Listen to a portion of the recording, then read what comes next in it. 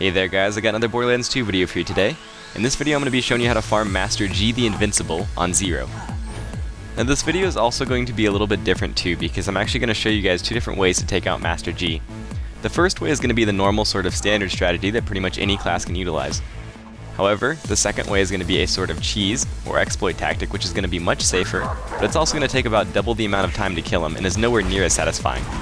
So first we're going to start with the standard strategy that I use to kill Master G. Before I start going in detail though, it's worth mentioning that this fight is going to be different from any other raid boss in Borderlands 2 for a number of reasons. The first reason is that with his shield up, he is actually completely invincible to damage from normal means. Because of this, the second reason this fight is so different is that my strategy does not revolve around dealing damage to him directly. In the end, it's more of a defensive battle where survivability means everything. This also means that even more emphasis is going to be placed on having the correct items for this fight, and I'm going to start by going over what exactly I'm using, and then I'll break down my tactics after. My first and main weapon in this fight is going to be my Slag Ruby pistol.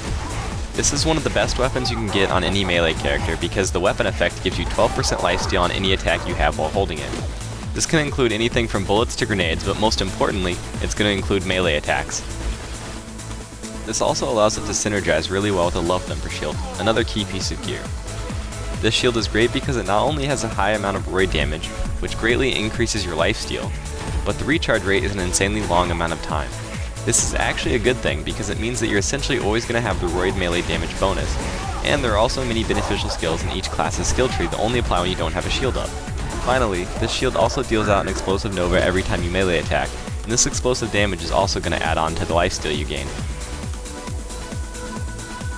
Some of the pieces of gear that I would recommend, but aren't completely necessary for this fight, are some sort of singularity grenade, which can help manipulate Master G's positioning. In this case, I have a lovely Quasar grenade mod, which works great and was given to me by a good friend. And lastly, any high damage weapons that are good for getting second wins. For me, that's going to be the Unkempt Herald and the North Fleet. Alright, so enough looking at the weapons, let's get on to the tactics. Master G on his own is fairly weak and is not going to be the main threat source in this fight, and in fact he only has 3 main attacks. His first attack is going to be to run right at you and try to melee attack you. However, since he runs the exact same speed that you do, he should never be able to catch you as long as you're running away. His second attack is going to be when he drops down to one knee and attempts to fire a volley of explosive harpoons at you. However, these harpoons move really slowly, and as long as you're moving, they're really easy to dodge. His third and most dangerous attack is when he attempts to throw a single axe at you. If it hits you, it does a significant amount of damage on its own. Its damage also increases the lower his health gets. By the end of this fight, his axe almost one-shots me when it hits me, however I have just enough health to survive. The main strategy to deal with this is going to be to simply try to dodge it. I do this by moving in the opposite direction as soon as I see him start to throw it. As I mentioned earlier in the video, while Master G's shields are up, he cannot be directly damaged. However, he can be damaged by the sandworms that occasionally spawn throughout the arena. That being said, this fight is going to revolve around 2 main objectives. The first is going to be killing the sandworms, and the second is going to be kiting Master G into the acid pools that they leave behind. The worms periodically spawn throughout the fight on a set timer and must be taken out quickly enough so that you don't get overwhelmed. They attempt to shoot acid balls at you, but most of the time they don't even hit you as they have trouble targeting you when you're meleeing them.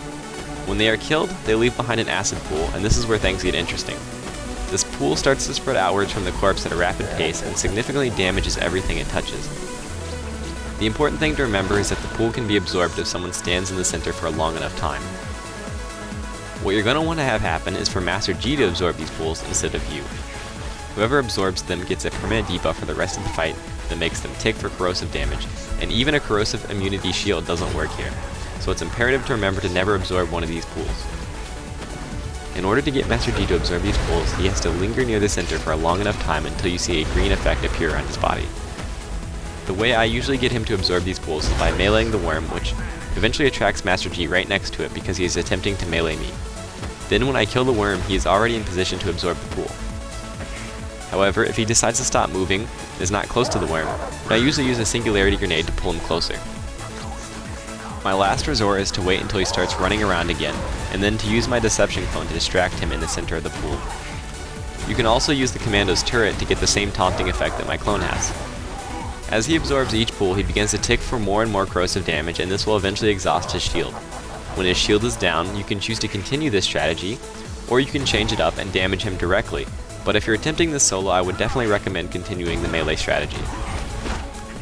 While this fight can be a lot of luck and trial and error in the end, based on how Master G decides he wants to move around the arena, the most important thing to remember is to keep focused. Never let the worms overwhelm you, get the acid pools absorbed as soon as possible, and always keep shooting or meleeing in order to heal yourself in the meantime.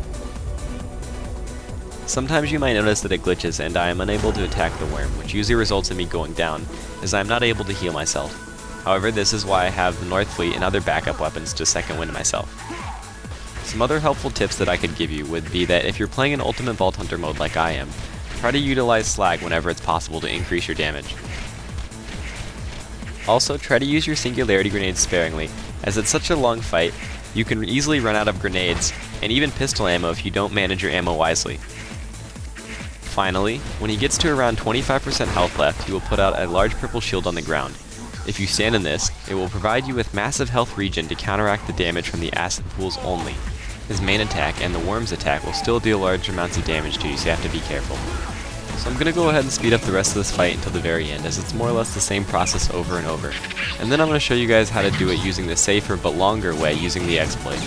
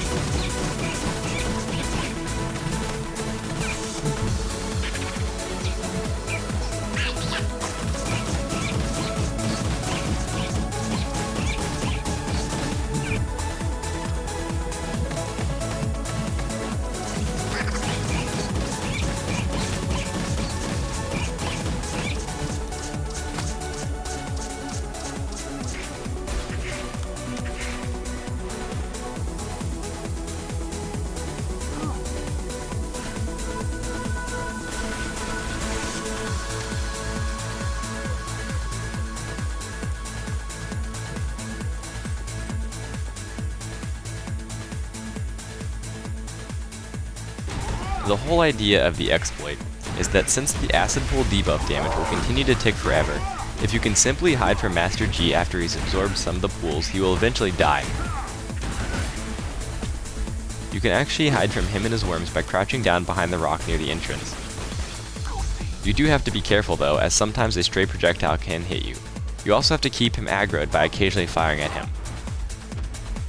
I wasn't sure on how often you had to do this, so I just played it safe by peeking every few seconds. The most important thing that you need to remember is that you should not kill any worms if possible, as their acid pools can still hit you behind the rock. In the end, the trick is that depending on how many pools he has absorbed, the longer or shorter you will have to wait it out.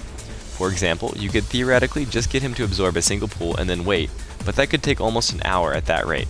I generally like to at least get his shields down before I go over to the rock. It's up to you to find the correct balance of the more risky tactics of melee tanking with the healing ruby, with that of the amount of time you're willing to wait behind the rock. In this case, it took me around 10 minutes to kill him normally, and around 15 minutes when I chose to wait behind the rock. I'll go ahead and speed up the rest of this footage as well, but before I go, I want to go ahead and thank you guys for watching another Borderlands 2 video of mine. All your comments and feedback are great, and I really like hearing what you guys have to say. I really put a lot of hard work into these videos, so your support means a lot to me, and it's what keeps these videos coming out. So next up guys, we have Pete the Invincible.